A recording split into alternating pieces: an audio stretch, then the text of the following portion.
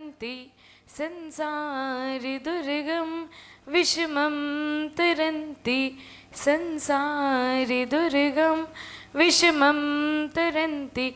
जय बोले श्री आदिनाथ भगवान की, जय बोले श्री महावीर स्वामी भगवान की, जय बोले आचार्य श्री आदि सागर जी, महावीर कीर्ति जी, विमल सागर जी, तपस्वी सम्राट सन्मति सागर जी गुरुदेव की, जय बोले चतुर्थ पट्टाधीश आचार्य भगवान सुनील सागर जी गुरुदेव की, जय बोले प्रज्ञा शमणी आरिका श्रुतमती माता जी की, जयकारा गुरु माँ का। आज 10 लक्षण पर्व का पहला दिन सच्ची में पहले दिन के जैसा लग रहा है, क्योंकि आज संडे है। उसका एक बहुत बड़ा कारण है कि आज संडे है, क्योंकि मुंबई में बिना संडे कोई काम नहीं होता। चाहे 10 लक्षण हो या महावीर जयंती हो, 10 लक्षण संडे चाहिए तो हम मिलेंगे, वरना मिलने वाले नहीं हैं। पर कोई बात नहीं, 10 लक्षण में 10 दिन हम जितना समय दे सके उतना समय हमको धर्म को देना है। आज पहला दिन उत्तम क्षमा का दिन। सुबह भी माता जी का हमने प्रवचन सुना था, और ऐसा नहीं, जितने हम छोटे से बड़े हुए हैं हर साल 10 दिन हम ये 10 प्रवचन सुनते ही हैं। हर बार कोई ना कोई आपको वही बात बोलेगा, इधर से नहीं तो उधर से बात वही है। बस बात तो हम हर बार सुनते हैं, लेकिन बात को हम मन में उतारते नहीं हैं, इसलिए बार बार सुननी पड़ती है। इसीलिए एक बार सुनो और ऐसा मन में उतार दो कि अगली बार आपको कोई नहीं सुनाए, आप किसी को सुनाओ कि भाई सुनो 10 लक्षण धर्म क्या होता है। क्योंकि 10 लक्षण धर्म सुनने की बात नहीं है, प्रवचन की बात नहीं है, ये मन में, आत्मा में, स्वभाव में, हमारे रोज की दिनचर्या में ढालने की बात है। 10 लक्षण धर्म हमारे पर्युषण पर्व नहीं होते, हमारे क्या होते हैं? 10 लक्षण धर्म होते हैं। ये धर्म के 10 लक्षण हैं कि धर्म क्या होता है, धर्म किसे कहते हैं, उसके ये 10, आप एक तरह से कहिए भेद है कि किसी व्यक्ति में ये 10 लक्षण, ये 10 सिम्टम्स दिख जाए तो बोल दो ये व्यक्ति धार्मिक है। इन 10 धर्मों में कहीं पे मंदिर आना नहीं लिखा है, कहीं पूजा अभिषेक नहीं लिखा है। उसमें क्या लिखा है? उत्तम, क्षमा, मार्दव, आर्जव, शौच, सत्य, संयम, तप, त्याग, आकिंचन और ब्रह्मचर्य। एकदम जो स्वभाव है आत्मा का, वही ये 10 लक्षण कहता है, और वही हमको अपने मन में धारना है। आज उत्तम क्षमा का पहला दिन। सुबह हमने पूजा में पढ़ा था, गाली सुने मत खेद न आनो, गुण को अवगुण कहे अयानो, कहिए अयानो वस्तु छीने, बांधे मार बहुविधि करे, डरते निकारे तन विदारे, बैर जो न तहाँ धरे। कितने सालों से हम ये पूजा पढ़ते आ रहे हैं। कम से कम जितनी हमारी उम्र है उसमें 10-12 साल निकालो तो उतने साल से हम ये पूजा हर साल पढ़ते आ रहे हैं। लेकिन ये लाइन में जो लिखा है हम उसको समझ नहीं पा रहे हैं। क्या कहा है? गाली सुन मत खेद न आनो।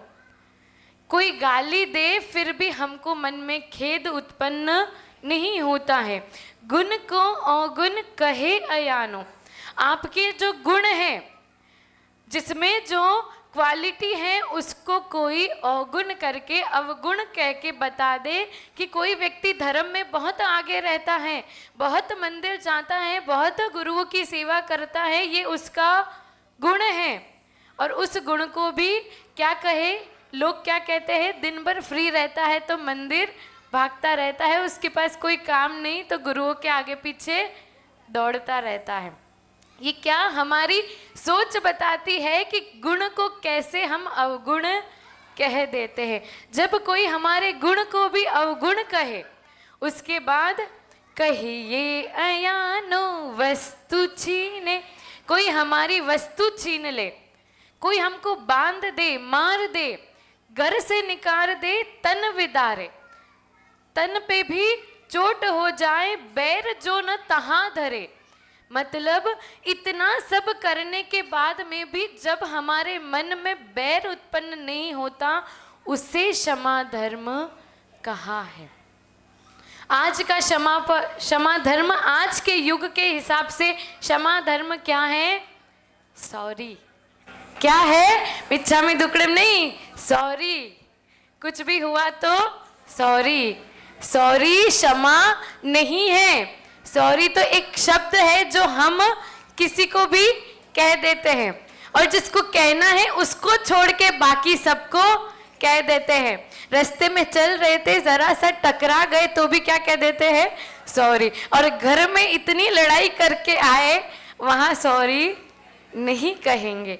जहां सॉरी कहना है वहां सॉरी नहीं कहते हैं। चलते फिरते रोज 100 लोगों को सॉरी बोलेंगे, छींक देंगे तो सॉरी बोलेंगे, हाथ मिलाएंगे तो सॉरी बोलेंगे, टकराएंगे तो सॉरी बोलेंगे, कोई गलत मैसेज हो गया तो सॉरी बोलेंगे। लेकिन जब हम गलत करते हैं वहां हम सॉरी नहीं कहते, क्योंकि सॉरी को हमने इतना इजी ले लिया है, इतना सिंपल ले लिया है कि भाई कुछ भी हो जाए, एक मैसेज किया सॉरी, खत्म। क्षमा जो है वो बहुत बड़ा व्यापक शब्द है, बहुत विस्तृत शब्द है, जो एक आत्मा का स्वभाव है। हमारी आत्मा का स्वभाव है क्षमा। क्रोध हमारी आत्मा का स्वभाव नहीं है, वो विभाव परिणति है। क्रोध आता है, हम क्या कहते हैं? क्रोध हमको आता है, हम क्रोध करते नहीं है। आप गुस्सा दिलाओगे तो क्रोध तो आना निश्चित है, आप कारण दोगे तो क्रोध आएगा ही। लेकिन क्षमा ये बताता है कि जहां क्रोध का निमित्त उत्पन्न हो रहा है वहां भी आप क्रोध मत करो। वही क्षमा धर्म है। क्रोध आने पर तो सभी क्रोध करते हैं, लेकिन क्रोध आने पर भी क्रोध नहीं करना, वो क्षमा धर्म है। क्षमा हम 3 परिस्थितियों में करते हैं। मोस्टली 3 परिस्थितियों में कोई ना कोई ऐसी सिचुएशन आती है जब हम इजीली किसी को भी क्षमा कर देते हैं। पहली अवस्था मजबूरी की। कौन सी अवस्था? मजबूरी की। अब एक व्यक्ति, पहलवान व्यक्ति ने एक दुबले पतले आदमी को एक चाटा लगा दिया। अब वो जो दुबला पतला आदमी है वो पहलवान से पूछता है, भाई तूने मुझे सच्ची में मारा कि मुझसे मजाक कर रहा था? तो वो पहलवान बोलता है, मैंने सच्ची में तुझे मारा है। तो बोले ठीक है, अच्छा सच्ची में मारा है तो अच्छा है, मुझे मजाक पसंद नहीं है। वो पहलवान के सामने अपना क्रोध नहीं दिखा सकता, क्योंकि उसे पता है उसने एक मारा है, मैं कुछ बोलूंगा तो वो मुझे उल्टा और 4 लगा देगा। तो वहां हमने अपने क्रोध को क्या कर लिया? क्रोध तो आया ही, चाटा मारा तो क्रोध हमें आया ही, लेकिन हमने क्या कर दिया? शांत कर दिया। वहां पे हमारी मजबूरी थी। अब माता जी ने किसी को बाय चांस कुछ कह दिया कि आप ऐसा मत करो, अब आप उल्टा जवाब दे सकते हो? नहीं दे सकते। क्यों? क्योंकि वो हमसे बड़े हैं, हमारे गुरु हैं, हम वहां क्रोध नहीं कर सकते। और वही बात हमारे पड़ोसी ने कह दी होती तो मारा पीटी तक बात चली जाती। ये हमारा स्वभाव है। ये कैसा शरीर व्यक्ति का जहाँ स्वार्थ है, फिर दूसरा क्या? स्वार्थ आ जाता है। हम दुकान पे हैं और ग्राहक ऐसा आ गया कि हमारे, कहते ना कपड़े वाले व्यापारी, 100 साड़ी बिखेर के चली गई और एक भी साड़ी लेके नहीं गई। फिर भी जो कस्टमर, जो ग्राहक और जो दुकानदार है वो क्या करेगा? गुस्सा करेगा? नहीं करेगा। क्या बोलेगा? अच्छा कोई बात नहीं, अभी पसंद नहीं आई तो कुछ दिन बाद फिर माल आएगा, फिर आप आना और लेके जाना। गुस्सा मन में क्या है? क्रोध है। भाई 100 साड़ी बिखेर दी, एक तो लेके जा, कितना टाइम पास करा रही है। लेकिन बाहर क्या बोलेगा? आप फिर से लौट के वापस आना। क्यों? क्योंकि हमारा स्वार्थ है। क्यों? हमारा उसमें स्वार्थ है, वहां क्षमा भाव नहीं है। हमारे मन में क्षमा नहीं है, वहां पे क्या है? स्वार्थ है। कहीं मजबूरी है, कहीं स्वार्थ है। लेकिन जो वास्तविक क्षमा होनी चाहिए वो यही है कि जब हमको क्रोध आता है तब वहां हम क्रोध नहीं करें, वही वास्तविक क्षमा है। एक बार की बात है, एक साधु महाराज को नदी पार करनी थी। नदी पार करने के लिए वो किनारे पे बैठे हुए थे। किनारे पे नाविक आया, उसने पूछा, क्या साधु जी आपको नदी पार करनी है? चलो मैं ले चलता हूँ। तो साधु बोले कि मेरे पास कुछ देने को पैसे नहीं है। तो नाविक कहता है कोई बात नहीं, आप पैसे मत दीजिएगा, मैं आपको पार करा देता हूँ।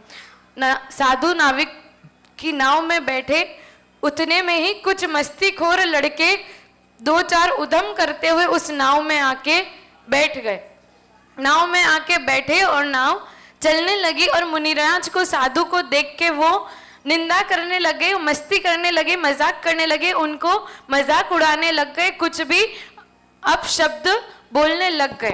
तो जो नाविक था उसने उनको डांटा कि भाई तुम ऐसे मत करो, साधु है, ऐसे उनके साथ में अपशब्द नहीं कहते। पर फिर भी वो लड़के माने नहीं और वो अपना चप्पल उतार के साधु महाराज के सिर पे मारने लग गए।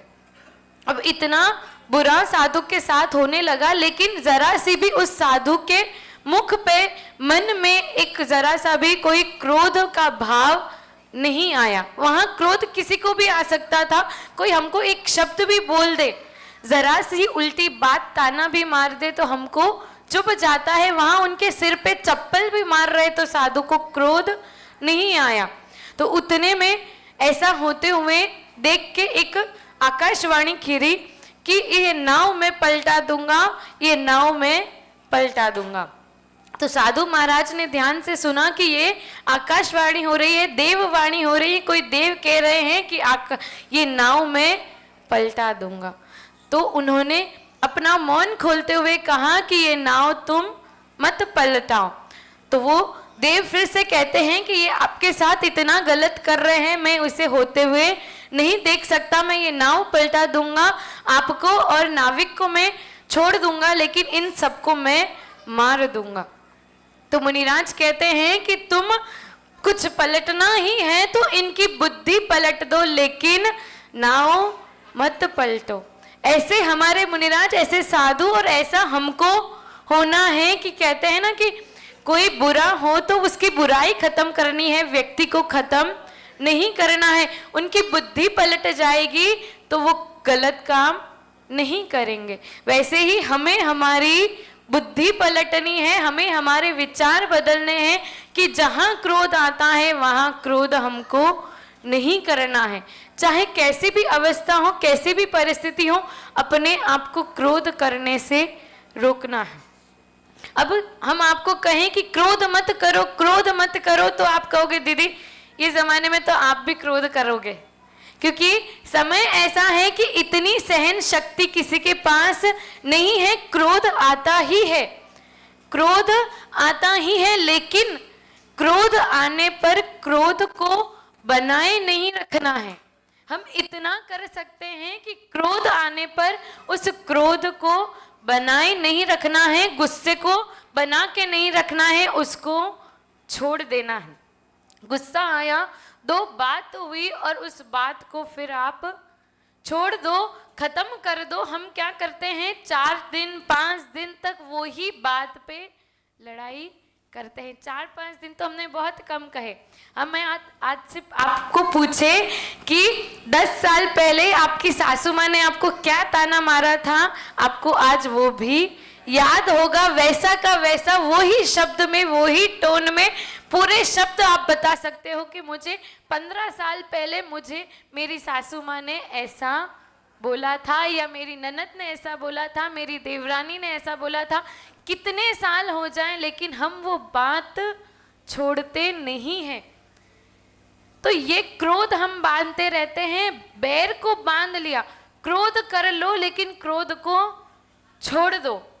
पर क्रोध करने के बाद आपने बैर बांध लिया तो आपने अनंतानुबंधी कषाय को बांध लिया, और वो आपको सम्यक दर्शन भी होने नहीं देगी। आप कितना पूजा पाठ और मंदिर कर लो, लेकिन अगर एक व्यक्ति के प्रति भी आपने मन में बैर बांधा हुआ है तो आपको सम्यक दर्शन नहीं है, और बिना सम्यक दर्शन के इस जीव का कल्याण होने वाला नहीं है।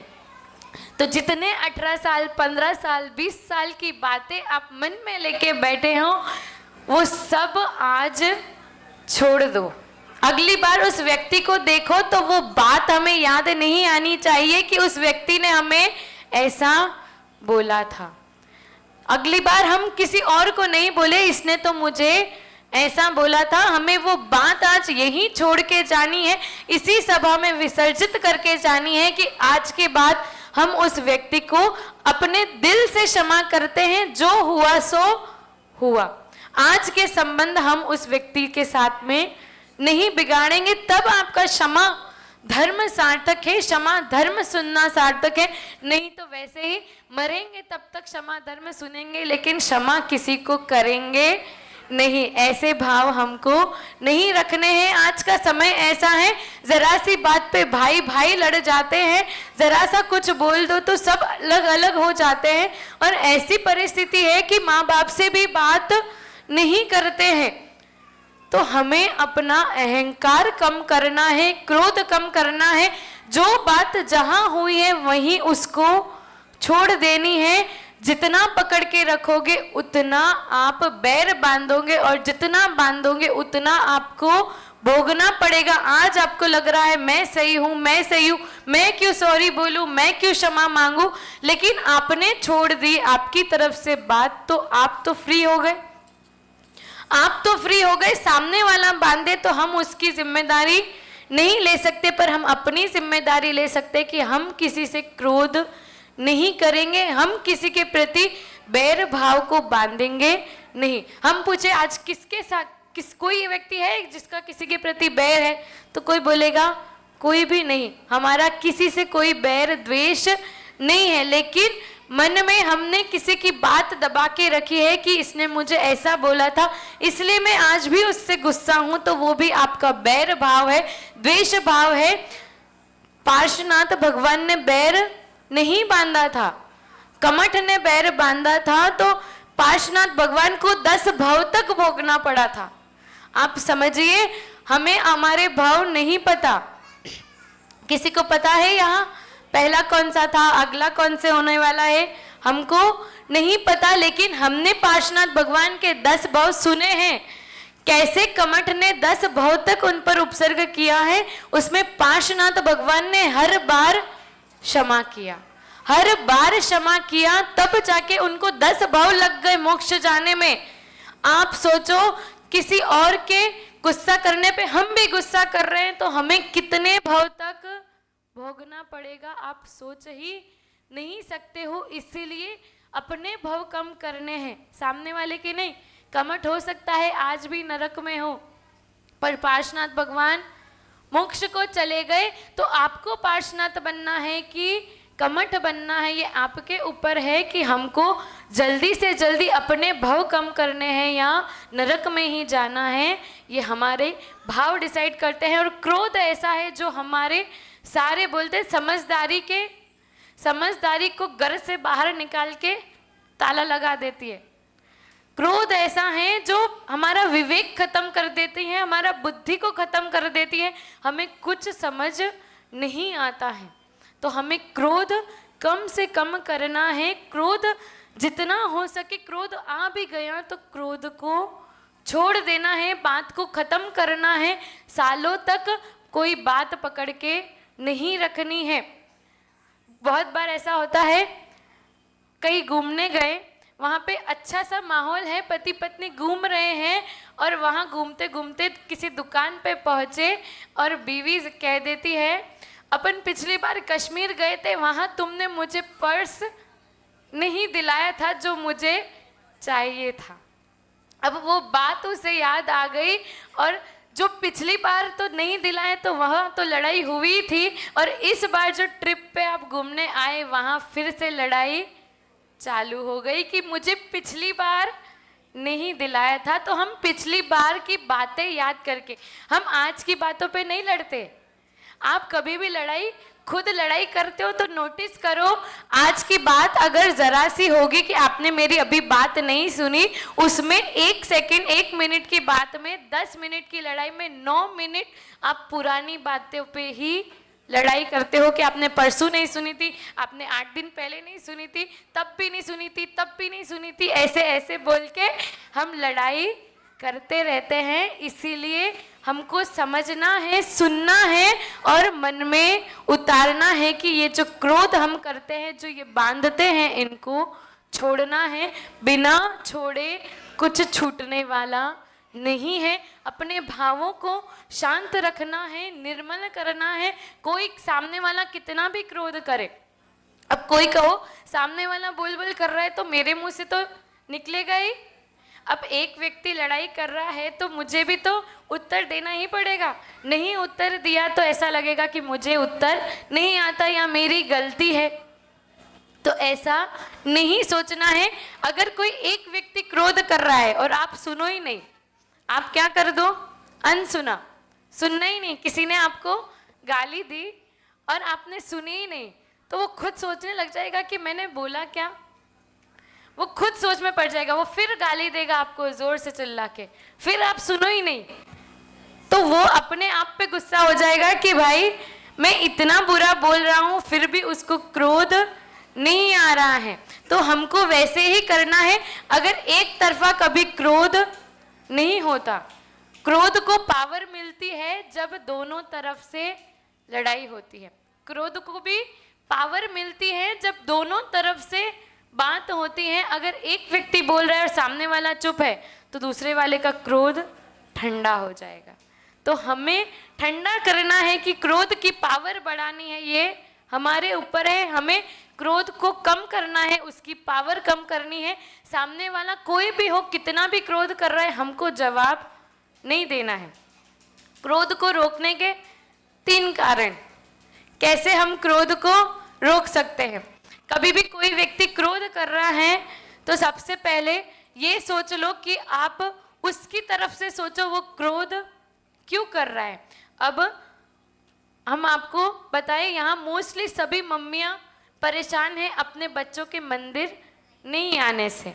सभी पेरेंट्स परेशान हैं अपने बच्चों के मंदिर नहीं आने से। रोज सुबह घर में कलह होती है कि तुम मंदिर नहीं जाते। रोज आप उनको बोलते हो और वो सुनते नहीं है। रोज क्रोध होता है, आपका भी दिन खराब होता है और उनका भी दिन खराब होता है। अब आप उनको या तो वो समझ जाएं कि मम्मी हमारे भले के लिए कह रहे हैं। बच्चों थोड़ा सा शांत हो जाओ। तुम बच्चे अगर समझ जाएं कि मम्मी हमारे भले के लिए कह रही है कि मंदिर जाना अच्छी बात है, धर्म के संस्कार होना अच्छी बात है, मंदिर, उनके मंदिर जाने से मम्मी को पुण्य लगने वाला नहीं है, तो अगर वो समझ जाए तो क्रोध नहीं होगा। अब बच्चे नहीं समझ रहे तो हम समझ जाए कि वो सुनने वाले नहीं है।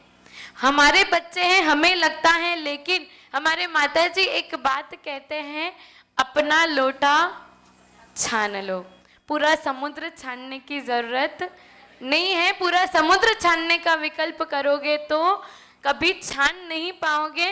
तो अपने समाज की छोड़ो, अपने घर में भी नहीं सुधरते हैं तो वो उनकी इच्छा, वो उनके कर्म, जब उनका भव्यत्व आएगा तब वो बात को समझ जाएंगे। आज हमें पता है तो हम मंदिर जाएं, दूसरों को नहीं जाना तो वो उनके ऊपर छोड़ दो। आप कषाय करते हो, उनकी भी कषाय होती है और पूरे घर में कषाय का माहौल हो जाता है। तो बात को समझना है, तभी जाके क्रोध कम होगा। दूसरा कि हम कभी भी गुस्सा आए तो एक व्यक्ति उसको विनोद में ले ले, मतलब मजाक में ले ले। एक बार एक पति पत्नी की लड़ाई हो रही थी, बहुत जोरों की लड़ाई हुई और पत्नी ने आखिर में कह दिया कि जाओ तुम्हारा घर तुम संभालो, मैं तो मेरे मायके चली। अब पति ने सोचा कि भाई बात बहुत बढ़ गई है, बात को संभालनी पड़ेगी, तो उसने क्या कहा, अच्छा ठीक है तुम अपने मायके चले जाओ, मैं भी अपने ससुराल जाके आता हूँ और अपना छोटे बच्चे को भी ननिहाल घुमा के ले आते हैं। अब वो बात क्रोध की थी, लेकिन वो क्रोध किस में बदल गया? विनोद में बदल गया, मजाक में बदल गया, हंसी में बदल गया। तो एक व्यक्ति अगर ऐसा हो जो बात को क्रोध की जगह विनोद में ले जाए तो कभी बात बढ़ने वाली नहीं है। हम क्रोध ऐसा करते हैं कि हमारे बिना हाथ पैर के, बोलते बिना सिर पाव के क्रोध हम करते हैं, जिसमें कोई बात नहीं, कोई वो नहीं। तो हमको क्रोध भी ऐसा नहीं करना है। तीसरा, आप मौन रहो। जो हमने अभी बोला कि कोई भी कितना भी क्रोध करे, अगर आपने मौन धारण किया है तो वो उल्टा बोल नहीं पाएगा। आप एक बोलोगे, दूसरा दो बोलेगा, उस दो पे आप फिर चार बोलोगे, फिर चार पे 16 होगा और 16 पे 32 होगा। अब एक का 0 आया तो एक से 2 होने वाला नहीं है। तो अपने को क्या करना है? एक को 0 करना है, एक को 4 होने से हमें रोकना है। ये आप देखो कि कौन 1 करेगा और कौन 0 करेगा, क्योंकि किसी को तो 1 और 0 करना पड़ेगा। अगर 1 और 1 होगा तो 1 से 4 और 32 और 1000 होते हुए समय नहीं लगेगा। इसीलिए हमको मौन रहना है। वो जगह छोड़ दो। कभी क्रोध की बात आती है तो कुछ समय के लिए वो जगह छोड़ दो, तो क्या हो जाएगा? माहौल शांत हो जाएगा, शांत हो जाएगा, क्रोध खत्म हो गया। क्रोध कुछ समय के लिए आता है। अब अगर हमको गुस्सा आया और हमको अभी गुस्सा आ रहा है, अब आपको अभी आप सामने मिल गए और गुस्सा निकल गया तो अभी का अभी निकल जाएगा। और आप आधे घंटे बाद आए तो आधे घंटे में वो क्रोध अपने आप शांत हो जाएगा। जितनी तीव्रता से हमको बोलना था उतनी तीव्रता से अब बोल नहीं पाएंगे। तो उस समय मौन हो जाओ, खाली कर दो। क्रोध के समय जगह छोड़ दो तो हमें क्रोध नहीं आएगा। तो हमें हमेशा दूसरे की तरफ से सोचना है, मौन रहना है, हंसी मजाक में रह के बात को टालना है, क्योंकि क्रोध आने पर निमित्त तो प्रतिदिन प्रति क्षण हमको मिलते ही जाते हैं। अभी भी यहाँ बैठे हैं, हो सकता है किसी को आरती करने नहीं मिली तो गुस्सा आ जाए, किसी का बोली थी और बोली में उसको नहीं मिला तो क्रोध आ जाए। लेकिन हमको उस समय भी क्या करना है? अपने परिणामों को शांत रखना है। जैसे भी हो, क्रोध के समय क्रोध को थोड़ा सा शांत रखो। क्रोध आया तो छोड़ दो। चतुर्मास स्थापना के समय हमें बोली में नहीं मिला था तो अब भी हम बोली नहीं लेंगे।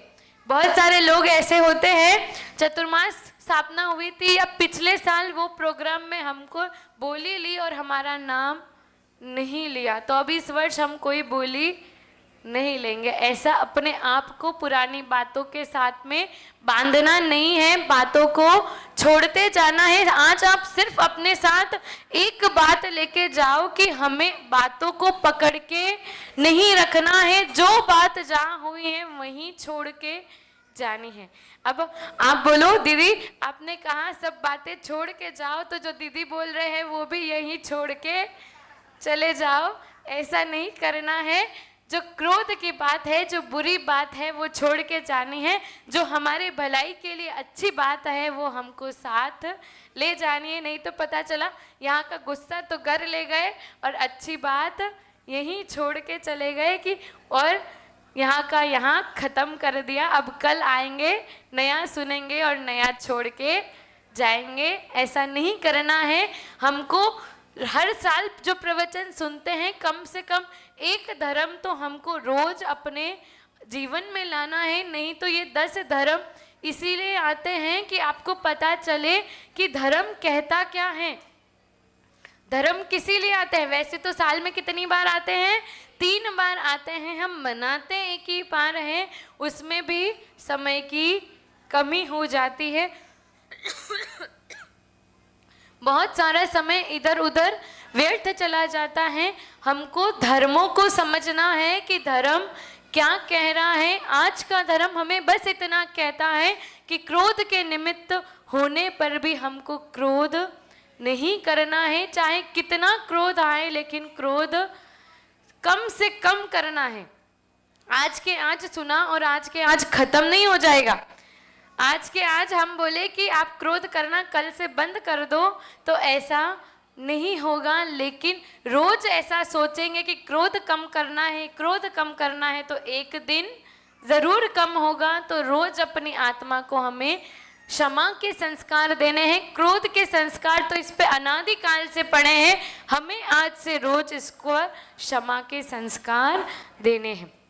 आचार्य परमेश जी एक बात कहते हैं, एक सूत्र कहते हैं, पूजा कोटि समम स्तोत्रम, पूजा कोटि समम स्तोत्रम, स्तोत्रम कोटि समम जाप, जप कोटि समम ध्यानम, कोटि समम क्षमा।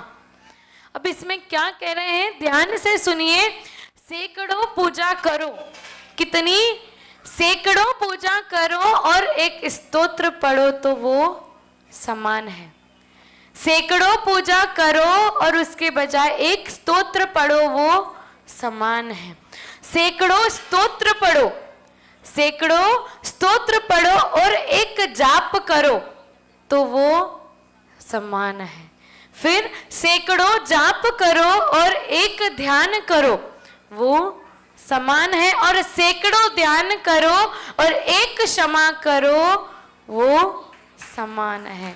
तो आप सोचो, सैकड़ों ध्यान करने से बड़ी एक क्षमा है। तो आज कम से कम हम अपने जीवन में जिस व्यक्ति से हमने बैर बांधा है, उस एक व्यक्ति को अपनी तरफ से, किसकी तरफ से? अपनी तरफ से आज मैं क्षमा करता हूं। ये बात, वो सारी बातें पुरानी मैं आज यहीं छोड़ के जाता हूं। उसी भावों से आज हमको ये हॉल छोड़ना है कि हम आज एक व्यक्ति से, एक व्यक्ति को क्षमा करते हैं। वो हमारे सैकड़ों ध्यान जो हम कर ही नहीं सकते, सैकड़ों ध्यान हम नहीं कर सकते, हमारा एक मोती पे, एक माला पे भी ध्यान नहीं लगता, तो सैकड़ों ध्यान हमसे होने वाले नहीं है। लेकिन आप एक क्षमा कर सकते हो, कर सकते हो। बस एक ही जना कर सकता है, नहीं कर सकते, पीछे वाले तो नहीं कर सकते। बोलो कौन कौन कर सकता है, हाथ ऊपर करिए। आप लोग नहीं कर सकते? आप लोग सभी को आज एक व्यक्ति को अपने जीवन में क्षमा करना है। किसको क्षमा करना है? जिससे सच्ची में बैर बांधा है। ऐसा नहीं जिससे रोज आश्रय मिश्रे, उसको क्षमा करके नहीं जाना है। जिसका सच्ची में बैर है उसको क्षमा करके जाना है। तो हमें क्षमा करना है, क्षमा ही इस जीवन का। अरे ओम, बातें करने लग गए आप लोग, तो बहुत देर हो गई सुनते सुनते। क्षमा कर रहे, अच्छा। अभी प्रवचन के बाद आपको हम समय देंगे, आप सबको गले मिल मिल के क्षमा करिए। अभी 10 मिनट शांत रहिए। तो हमें क्षमा करना है, क्रोध नहीं करना है। एक बार की बात बताते हैं, एक गुरु और शिष्य जा रहे थे, गांव से गुजर रहे थे, और गुजरते गुजरते वहां पे 2 व्यक्ति आपस में बहुत जोर से लड़ाई झगड़ा कर रहे थे। तो गुरु ने उस शिष्य को अपने जीवन का एक सार बताने के लिए प्रश्न किया कि बताओ, हम क्रोध में इतना चिल्लाते क्यों हैं? जब हम क्रोध करते हैं, भाई 2 व्यक्ति क्रोध कर रहे हैं तो दोनों पास में ही खड़े हैं, पास में ही खड़े हैं, तो हम इतना जोर जोर से चिल्लाते क्यों हैं? कोई जवाब देगा? जब भी हम क्रोध करते हैं हम चिल्लाते क्यों हैं? क्यों? सामने वाले को चुप करने के लिए, सुनाने के लिए। तो धीरे बोलोगे तो भी तो सुनेगा ना वो। आजू बाजू वालों को भी पता चलना चाहिए लड़ाई हो रही है, ऐसा नहीं। क्रोध, गुरु ने शिष्य से प्रश्न किया कि हम क्रोध में चिल्लाते क्यों हैं, कि जबकि सामने वाला व्यक्ति तो पास में ही खड़ा है। तो शिष्य ने बहुत दिमाग लगाया आप सबकी तरह, लेकिन वो जवाब नहीं दे पाया कि वही बहुत, आप ही बताइए गुरुदेव कि क्या बात है, हम क्यों चिल्लाते हैं। तो गुरु ने कहा कि शिष्य, हम इसीलिए चिल्लाते हैं कि शरीर से, काय से तो वो व्यक्ति हमारे पास है, लेकिन क्रोध करते समय वो व्यक्ति हमारे मन से दूर हो गया है। मन से दूर हो गया है। चाहे पति पत्नी भी लड़ाई करे, माँ बाप भी लड़ाई करे, माँ बेटे भी लड़ाई करे, पर जब लड़ाई होती है तब हम सारे रिश्ते भूल जाते हैं, इतना अनशन बोल देते हैं, इतने अपशब्द प्रयोग करते हैं। जब हमारा क्रोध शांत होता है तब रियलाइज करते हैं हमने गलत बोला। क्रोध के समय रियलाइज नहीं होता, क्योंकि क्रोध में उस व्यक्ति के प्रति हमारे क्या संबंध है वो हम भूल जाते हैं। हम मन से उस व्यक्ति से दूर हो जाते हैं, आत्मा से उस व्यक्ति से दूर हो जाते हैं, इसीलिए चिल्ला चिल्ला कर बोलते हैं। तो अब चिल्ला चिल्ला कर नहीं बोलना है। क्रोध के समय किस पर क्रोध कर रहे हो ये भी विचार आ गया तो क्रोध अपने आप शांत हो जाएगा। खाना खाने बैठे और नमक कम है और क्रोध कर लिया तो अगले दिन भी नमक मिलने वाला नहीं है। तो इसीलिए क्रोध किस पे करना है ये विचार आ जाए तो क्रोध अपने आप कम हो जाएगा। क्रोध को समझना नहीं है, क्रोध को छोड़ना है, क्षमा को अपनाना है। क्षमा ही भाव है और क्षमा ही सार है। सुबह भी माता जी ने कहा था 10 धर्मों का सार क्षमा है। उस क्षमा को अपने जीवन में धारण करना है। क्रोध के निमित्त आने पर भी क्रोध को छोड़ना क्षमा कहलाता है। और सबको आज एक एक व्यक्ति को क्षमा करके यहाँ से जाना है, तभी इस क्षमा धर्म का होना सार्थक है। क्षमा धर्म पे हमारा बैठना सार्थक है, नहीं तो यहाँ आके बैठ के प्रवचन सुन के जाना कोई मतलब नहीं है। कितने अनादिकाल से 10 धर्मों को सुनते आ रहे हैं, लेकिन जब तक जीवन में उतारोगे नहीं तब तक कुछ फायदा होने वाला नहीं है। तो क्षमा को धारण करेंगे और क्रोध को कम करेंगे, यही हमारे भावों को उत्तम बनाएगा, अपने परिणामों को शांत बनाएगा और अपने जीवन को सफल बनाएगा। इसी भावना के साथ में विराम लेते हैं। जय बोलिए हरिका श्रुतमती माता जी की।